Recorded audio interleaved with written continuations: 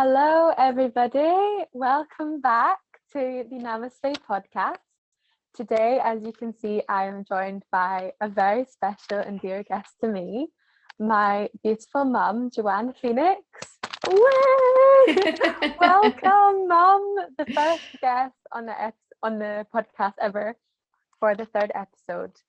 And it would be really lovely to start off by introducing yourself, so people can get to know a bit about who you are, and if you'd like to talk a bit about your journey up until you being sat right here in Cornwall in front of me on this computer. Wonderful. I'm so honoured to be your first guest, Lorna, and I'm thinking about the dreams that we've had in the past, the things that we've wanted to create, the conversations we've had, and I notice how grateful I feel that something's coming true. that we're here. Yay! Mother, daughter. I remember having a conversation in Bali a couple of years ago where we dreamed about all the things that we were doing, and I'm so proud to watch and witness you doing those things. Very proud to have you as my daughter. Thanks, Mum. So of course I'm going to be biased. So for me, a little bit about me. So as Lorna said, I'm Joanne Phoenix. I am knee deep in a transformation in my life just now. I've kind of stepped off a cliff, grown my wings, and I'm moving towards what I prefer. I feel to say that I remember only, I think it would be about 4 years ago, I was having a conversation and you saying to me, please do what you want, Mum. And I didn't even think I could at that time. I remember saying to you, oh, maybe in another lifetime. And here I am. In this lifetime. In this lifetime, changing my life up. And it's my passion and goal to lead the way and show other people that they can live a life true to themselves, be fully themselves without apology, and a life is creation to what they prefer. So that's a little bit about me. And would you be willing to share a bit about where you've come from in your life to where you are now? So where I came from, there was nothing wrong with where I came from in that it's all been perfect. So I grew up in Sheffield in the UK, and with a really loving mum and dad, and I experienced quite a bit of trauma, just generationally passed down from one generation to the other, one being that my mum had schizophrenia. Then I opened my own business. I had a hairdressing salon a bit and a couple of boyfriends, and then I met your dad, of course, closed down the hairdressing salon, 25-year-long marriage, great marriage, everything on the surface looked perfect. I had the nice big house, the great car, great job, and underneath all the time, underneath everything, I was hurting inside. And I can look back over that time, see how great it was, and know that I was chasing everything outside of myself and nothing was in alignment with the true me at all. I was looking at what I should be rather than what I am. Yeah, I think a lot of people in the modern day could probably relate to that feeling of being in this ideal scenario where you're doing everything that society says, but actually inside you're dying. It's like eating away at you. Yeah. And what I'd like to say was there was nothing wrong with what I was doing. I'm not saying don't have the nice house and husband and everything. That wasn't in alignment with me. And I was chasing something that I thought that was going to make me feel better. As you know, my thing was clothes. I had enough clothes to last me 3 months without putting the washing machine on. I used to raid. I remember being a teenager.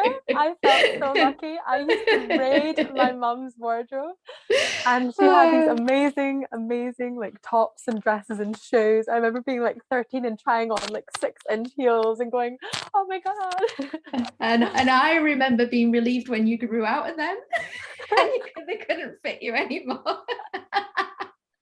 Yeah.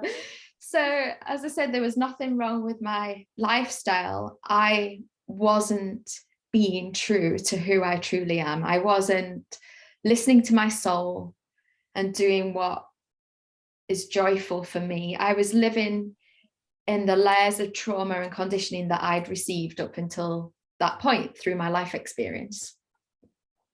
So was there a turning point for you? Yes. I can tell you the story. I would love that. I think you've I'm heard sure it other a few people times. would love that. I have, but I would love for it to be heard. Yeah. So to condense it down, I was working with somebody one day and she recognized that there was an unhappiness underneath, and she talked me into going and seeing a counsellor, as she put it, to do cognitive behavioural therapy. And she made me book it in front of her. And I thank her so much now. And so I went along naively thinking there was a 6-week fix for me, that I was going to get this cognitive behavioural therapy. At the time, I had what I perceived to be an embarrassing kind of addiction. I was eating a box of chocolates every day. I wanted to be the number one salesperson where I worked. And that's what I took on that first day. And then I had 2 years of psychotherapy, a year's worth of coaching from somebody around trauma. And my defining moment was one day when my husband, Lorna's dad, cooked dinner. He'd made this perfect steak. He's an incredible cook. We were entertaining guests who were 10 years older than us, having a fantastic weekend. He brought this steak into the dining room. It was perfect. Everybody was interacting, and I had this out of body experience in this dining room. I was still interacting and entertaining, and everything was still going on. And part of me was looking at myself, and that part of me said, what are you doing, Joanne? In fact, she swore, but I'm not going to swear on here. You can swear on here. She said, what the fuck are you doing, Joanne? You are playing a part in a movie set that isn't yours. You're bending and shaping yourself to please everybody else. You are living a life that isn't true to yourself. And that was the moment for me where I knew I had to change something, that I couldn't carry on like that any longer. And you know what happened from there? Discussion with your dad, no longer with your dad. I no longer work for the company that I was working for. And at the moment, I'm moving through quite a lot of energies in preparation for what I prefer and what I want to do. So what is it you prefer now? Who is the Joanne Phoenix of today? She inspires people and shows people that we can live and do what we prefer. And she helps people through that process. She holds their hands. I'm just in the process of setting up my business, where you call me Mama Joe Phoenix, where I will nurture, and this launches in January, and I'll nurture and guide people through that process. Isn't that perfect? Perfectly. I turned my phone rang. Perfectly perfect. Perfectly perfect. Perfectly imperfectly perfect. I put it on airplane mode, but I didn't realise the phone could still ring. These pesky technological mishaps these days. Hey, you wouldn't get that back in the day. So one thing I would really love to talk about today in this episode that I feel you're really quite qualified in is inner childhood trauma, and how we can heal the traumas that we had as children today and change all timelines. And I would love to share a little bit about my perception of that. Because I've learned quite a bit of that from you and just through other people. So what I imagine is that when something's going on in our life and it makes us have an adverse reaction, like we feel angry about it or sad or frustrated, these situations, or you could call patterns that keep repeating themselves, instead of trying to get rid of them and like ignore them and push them away, which just in my experience inevitably invites them back in, we can go to the core of these scenarios or feelings, so to say, so we can realize why they're actually happening now. So I will try to give a little example. If I kept feeling left out in a scenario, I kept feeling left out and nobody wanted to include me, and it just kept repeating in so many different settings. And there was this thing that I was like, oh my God, my life's a mess. No one likes me. No one wants to be around me. Instead of trying to push through that, I learned that you can actually do some deep work, deep spiritual work, which isn't for the faint-hearted. It can be quite intense, but it gets to the root cause instead of treating like the symptom or the scenario or the like outerness of what's going on.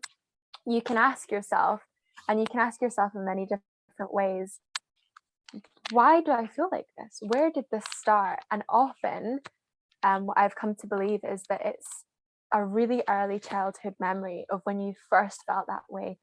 And it's usually something that you took on from another, or you gave your power away to another. So taking power from someone or giving your power away.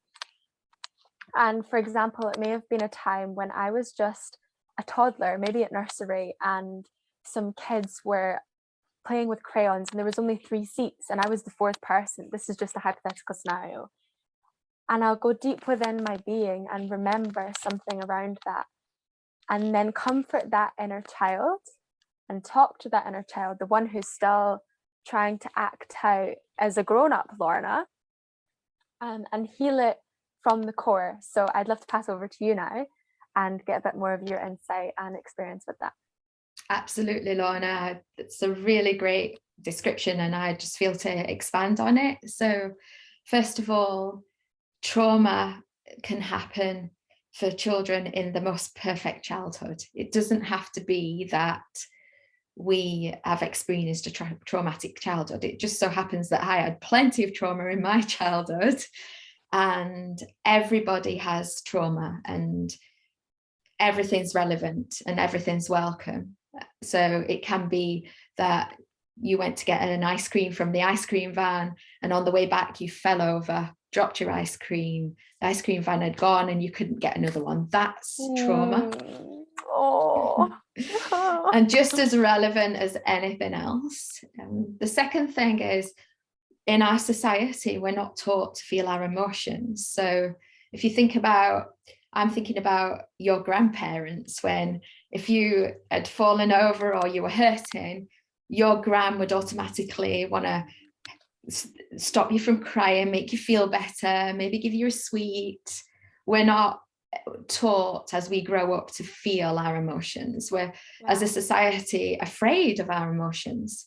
And we also perceive there are good and bad emotions. So for example, I've been doing some inner child work in the last couple of days around the joyful inner child and going to the joyful inner child. Because what I've learned is in our minds, in the brain, we either, when something's stored with the inner child, we've either resisted or we're trying to grab onto something and cling onto something. So the joyful inner child, she's trying to cling onto that experience. She might have had such a great birthday party and she's not fully felt that greatness. And then later in life, she's still trying to get that experience back of that great birthday party. So there are no good and bad emotions. We just think there are. And the whole point of inner child work is to create a blank canvas so that we can now create from that blank canvas without the perception of an experience before, if that makes sense. Does that make sense? That does make sense. I would like to ask, do you think inner childhood work and going back to trauma, it's good for some people and it's not great for others? And do you think it actually ever ends? Like, surely there's like infinite traumas from being a kid. I think it's for everybody. Everybody benefits from inner child work, first of all. And does it end? I can't say I honestly know the answer to that question. Well, I've been working with the inner child now for probably 6 years without knowing, and consciously for the last year more so. And I am at a place now where I'll explain more about inner child work in a second. And I'm at a place now where I can go to the inner child and I can comfort her and I can be there for her very quickly. And I am more the witness rather than totally in the experience. Yes, yes. I think at first, for a lot of people, it could seem so daunting and overwhelming to have such strong emotion come up. And a way that's really helped me is when I started to get into this, not doing that alone. For example, doing it in ceremony or doing it with facilitators. I think for a lot of people, especially if you've got a lot of abuse or some really seemingly heavy things that could come up, I'd just like to say that it could be really beneficial for you to seek out somebody instead of trying to do it all yourself, because we can all help each other. Absolutely. Yeah, so that's something that really helped me, just doing like different going to different workshops, and in Bali doing breath work where like trapped emotion, because emotion is actually stored in our cells over time. So just a little segue is that if when we're younger we suppress something, like we have a pain of we can't get our parents' attention because they're too busy, that could actually store itself in, let's say, somebody's thigh or hip, and then later in life there will be all this pain around the thigh and hip, and that is just trapped emotion waiting to come up. And now science, I don't have the science here on paper right now to share with you, but now science is starting to prove that to be true. I would like to ask if there's anything else you wish to say, but I'd like to ask you, in simple terms for people watching, how would they do inner child work? So first of all, I'd like to say that it's absolutely worth it. So the emotion trapped in the body, that's everything's energy, and science is showing this now. It is scientific. So everything's energy, and that job that you might have, and there's that person that shows up and you don't quite like them and you don't like what they're doing, and then so you leave the job and you go to the next job and that person shows up doing more or less the same things but with a different face. That boyfriend that you have or girlfriend, and they're behaving a certain way, so you end the relationship and then you go into the next relationship and different face, totally different person, and they start showing up doing the same things. That's a reaction to the energy that's trapped in your body, and doing the inner child work absolutely is worth it. So what happens is when we do the inner child work, we come to that energy that's trapped in the body. We really feel it. We really go to the little one that experienced that emotion when they were small and didn't get a chance to fully feel it.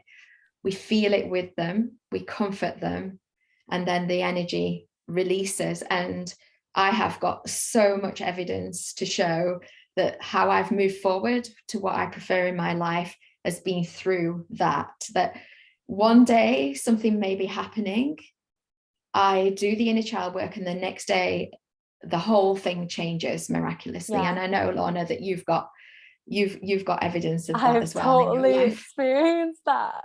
It's like I mentioned in previous podcasts, stepping into the unknown, and instead of flailing and going into mind, which I've done a lot of growing up, and I'm like, I don't want to do that anymore. So instead of flailing, which I still do a little bit because I'm human, going and breathing and sitting with myself and like allowing myself to cry, allowing myself to be frustrated, but doing it consciously instead of, I hate the world, oh my God, like, and thinking all these negative things about the external, really being in it with me.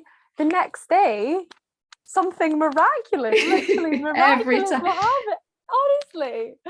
Every time. So the other thing I feel to say, what you've just mentioned there, I'm going to take you through the process in a second, actually, to show people what it is. Okay. Just a mini one. So the other thing to mention there is when the mind gets involved, you're not feeling your emotions, you're perpetuating your emotions. And the secret of inner child work is to pull all your attention to your heart, to your breath, and the feeling. And when we first start this work, we have a tendency to keep going into the mind. And that's why a guide is really helpful to bring, because we don't want to feel those emotions. We will do anything. Even me, having been feeling emotions for 6 years now, will do anything not to go in there. I actually was talking to a dear friend, well, a new friend actually, about this recently. And we were saying sometimes it can feel like if I go to that place of deep feeling, I feel like I might die. Yeah. And even though we know we're not going to, it's not like if we feel our emotions, our head's going to explode, or we know on a rational level that nothing truly bad is going to happen, but there's a lot can come up around that of, if I go there, something really bad's going to happen. Yeah. So that can be quite a lot to work through. And even I had that experience on Sunday. I had strong emotions coming up. Something had triggered me. I had strong emotions coming up. It's like, oh gosh, oh, I can't do this. Oh, and I did, and felt really deeply into the feelings. I didn't die, of course. And then on Monday, my whole world was different. One thing I'd like to say before you guide through a little process is, one thing I've noticed quite a lot on my spiritual journey is making things wrong. So even if if you choose to step onto this path and do inner child work, maybe you're inspired by this podcast. One thing I'd like to remind you is, even if at the start you're thinking a lot and your mind comes in, please do not, I think a good word for this would be berate yourself. Please do not beat yourself up and say, I can't do it right because I'm not only in my feeling, I'm thinking about stuff and I'm perpetuating, because that's only going to push you away from your truth, which is that everything is perfect, everything is welcome, even if at the start you're having thoughts. So I want to make that clear, because I went through quite a time of when I just started meditating and thinking, oh my God, I'm doing it so wrong, I'm doing it so bad because I'm thinking, and that's just not useful for anybody. So please be gentle with yourself and kind. And what I noticed there is that is an inner child that's saying, oh, I'm not getting this right. And inner children are there to be loved. Every aspect of them is there to be loved. So why the whole point of inner child work is going to the child and really, really loving them. So I haven't prepared this, and I just felt, and I just felt to see what happened. And anybody who's watching can come along with this. I'm not going to go too deep, and just give a little taster, I thought. Right. So, I'd love to participate and be the guinea pig. So think of something in your life just now, Lorna, that you don't prefer, something that brings up feelings for you that you don't like in your surroundings. Can I have a moment? I'm just trying to think.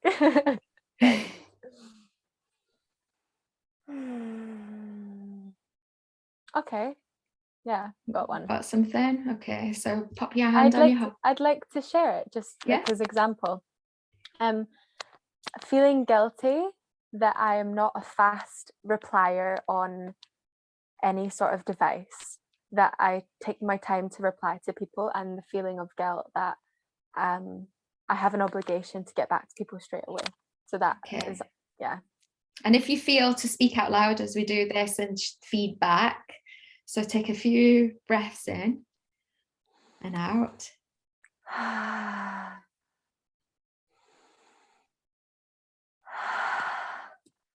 And think about this scenario where you feel guilty. And maybe even think about a message that you've not gone back to at the moment that you feel particularly guilty about. Okay. And as you breathe, can you feel anything in your body as you think about this message that you've not replied to?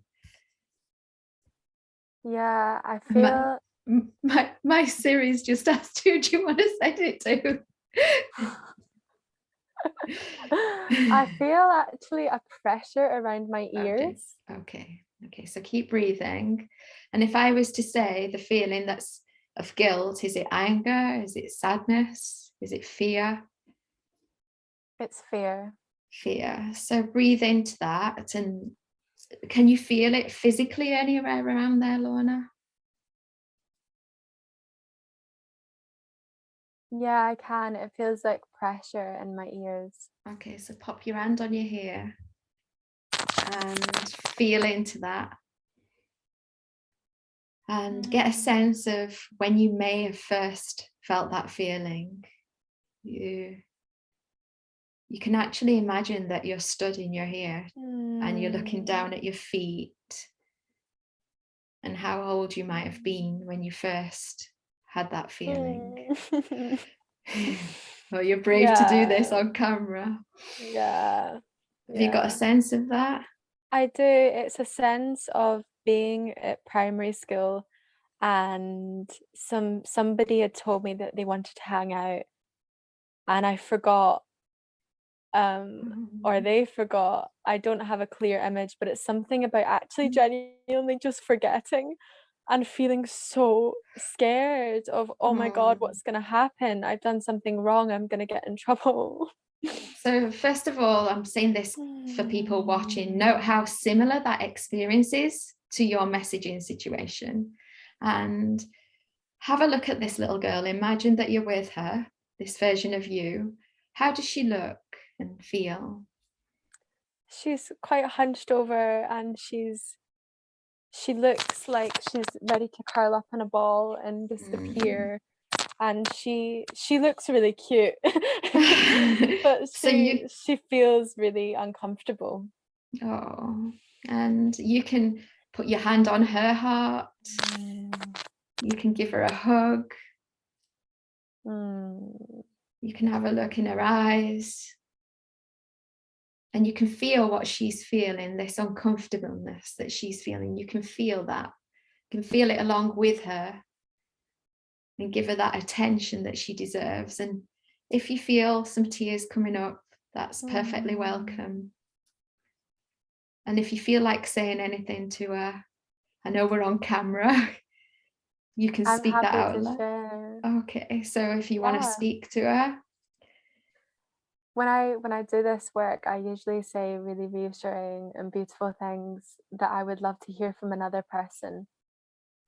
So I tell her that she is so welcome in my life, and that she doesn't have to be afraid anymore because I'm here for her, and that nothing bad is going to happen to her, and it's okay, and it's perfectly welcome to make mistakes because they're not mistakes. And I'm looking at her and I'm giving her a big hug of reassurance, reminding her that she's not alone.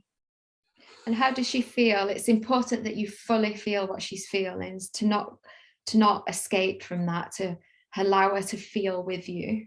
So if there's sadness or fear, don't try and get rid of that. Feel fully into it with her.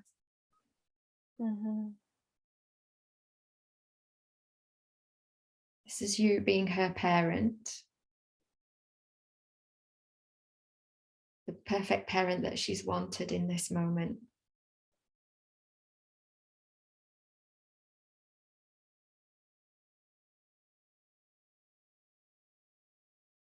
Mm.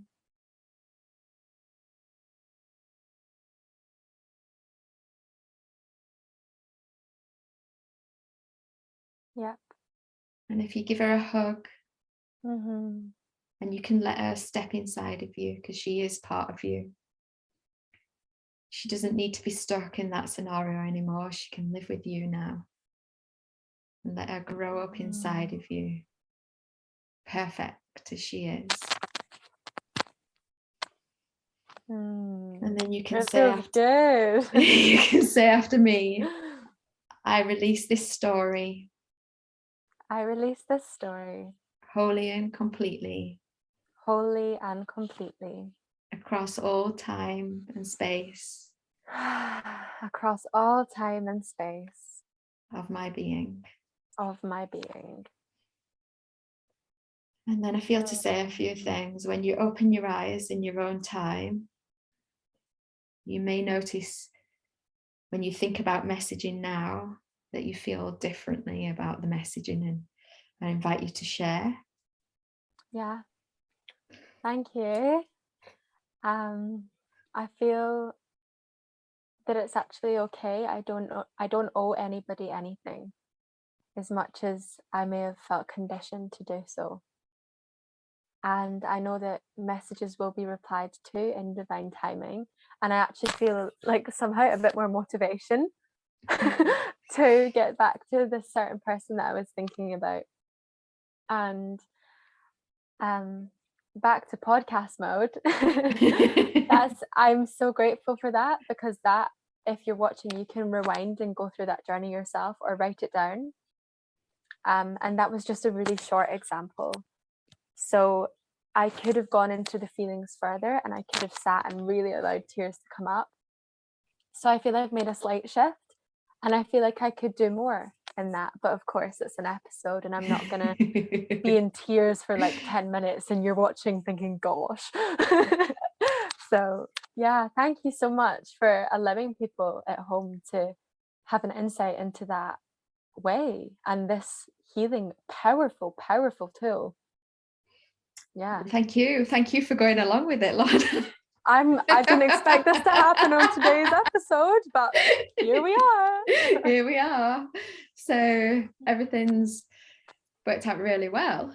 So I'd like to ask you, for people who may have done this work before or who are about to start, what is important for you in the integration period? So afterwards, is there like little tips you could give people, or anything you do personally? Because it's so important when we make these huge shifts that we don't just dismiss it and don't have that gratitude for what we've done with ourselves.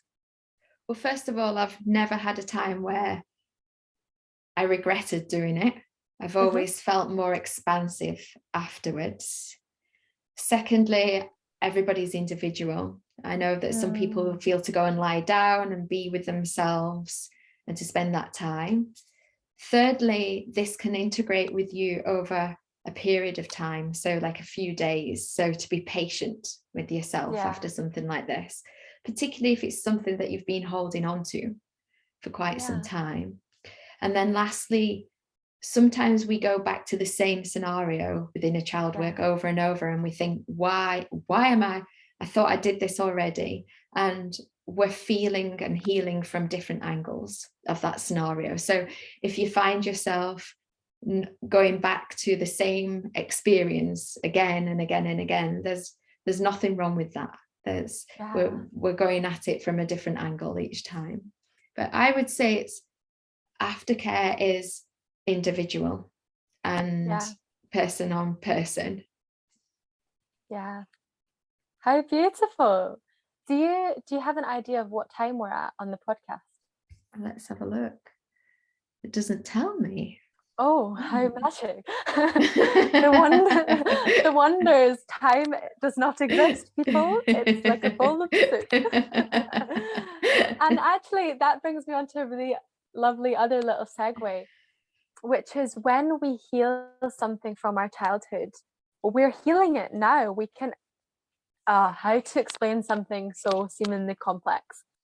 I believe that all the timelines are overlapping and happening right now. So the 2-year-old me and the 60-year-old me, if I make it that far in this lifetime, which hopefully I will, are actually experiencing life and living at the exact same time. I think time is just a linear construct that we've come up with as humans, and everything overlaps. So when we heal something now, it affects our whole life. So me going back to that inner child, it's not just some figment of my imagination. It's actually going back and placing an energy into a reality that is going to grow inside of me, which is meaning that I can do or can flourish now. I hope that makes sense. And it makes sense the more of this you do. That makes sense. I remember having this conversation with you in a cafe in the countryside, Turnernog in Scotland, and I was like, but Lorna, I don't get that. And the more I've done, the more I'm understanding of that, how, and the ripple effects also on life around you. So that whole thing about one person making a difference, when we do this, we interact with people differently. The ripple effect of this work, we're changing the world from one person at a time. Yeah, there was a very wise lady, she still exists, that my mum and I have met. She's called Nadine McNeil, and perhaps one day she'll come on this podcast. She's been a huge part of my growth, and she was the facilitator of the first women's circles that I went to. And there was something she said that is stuck with me through so much. And she said, when one heals, we all heal. And similarly, when one of us is in pain, we're all in pain. And when we come together and share difficult experiences, everybody has a unique experience, right? But we can usually relate with our brothers and sisters and the people in the community around us. So when we do this work, you're so right, it really does impact and affect us, because we are all this one. We are all made of earth. We all go back to earth. We all have a soul. And I mean, this is maybe a topic for another time, but this idea of collective consciousness, we really are all more connected than we think. And that lady, Nadine, Lorna introduced me to her maybe about 6 months after she met her. I went to her women's circle, and that circle changed the course of my life. And here I am, I'm doing my first women's circle on Thursday. And yay! I'd like to take a moment to celebrate that. Something I prefer. And I am doing that as a result of me doing this inner child work. And that has led me to that. So yeah. Wow. Thank you so much for coming on the podcast. I'm feeling to round up now. And before we go, gosh, I feel so grateful. Me too. That's how I feel. I wish I could give you a hug just now, Lorna, but I'll give you an energetic one. Thank you. I'd like to share that I know I am very fortunate, and I understand that this episode might bring up for other people that maybe they don't have a close relationship with their mum. And I've had quite a few people come to me with that. And I know I'm very lucky, and I know I'm very, very fortunate in this. And I hope that actually our bond, my mum and I, we can bring that to you, and we can bring you that love that perhaps you don't have. And you're welcome to reach out and comment. And like I always say, comment, express what's coming up for you. Let us know if you've done the work, if you've followed along that little guided meditation or guided process. Before I ask you the last question, Mum, can you let people know where they can find you on social media, or where they can find you, promote yourself a bit? Tell us about your... Can you look at the chat box, Lorna? See if you want me to. Oh yeah. Let's leave that for today. Sorry? Let's leave that for today. Sorry, my earbuds went out a bit then. What did you say? That's all right. Let's leave that thing you put in the chat today. But Yeah. can you let people know where they can find you?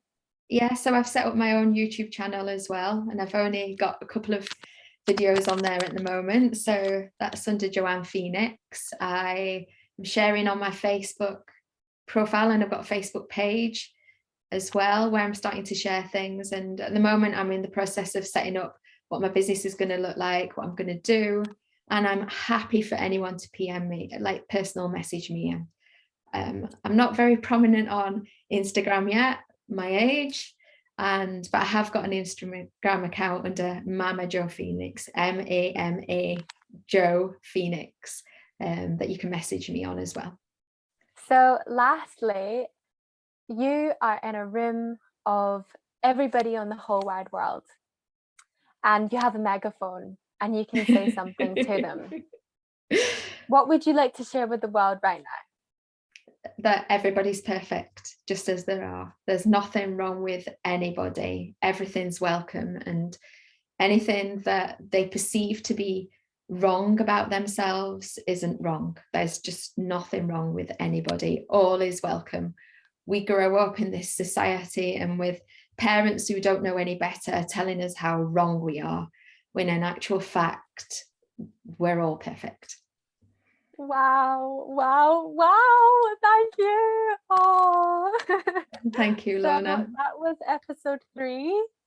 And yeah, thanks, Mom, for coming on first ever guest. Maybe come back again. I love you. And I look forward to seeing your future episodes as well.